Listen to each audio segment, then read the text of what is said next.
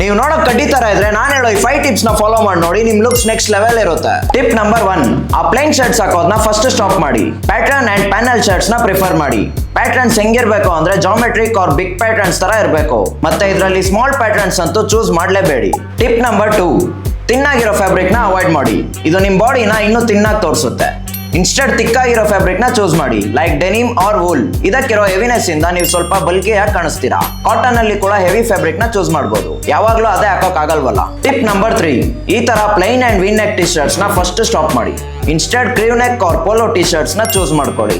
Mostly horizontal stripes try ಮಾಡಿದ್ರೆ better ಇರುತ್ತೆ. Tip number 4, ನಿಮ್ ಲೆಗ್ಸ್ ಇರೋದೇ ಸಣ್ಣ ಇರುತ್ತೆ, ಅದಕ್ಕೆ ನೀವು ಇನ್ನೂ ಸ್ಕಿನ್ನಿ ಫಿಟ್ಸ್ ಹಾಕಿದ್ರೆ ನೋಡೋರ್ಗೆ ಹಿಂಗೆ ಕಾಣುತ್ತೆ. ಟಿಪ್ ನಂಬರ್ 5, ಆಕ್ಚುಲಿ ಇದು ಫಸ್ಟ್ ಆನ್ ದ ಲಿಸ್ಟ್, ನಾನೇ ಲಾಸ್ಟ್ ಅಲ್ಲಿ ಇಟ್ಟೆ. Perfect fit equals to perfect look.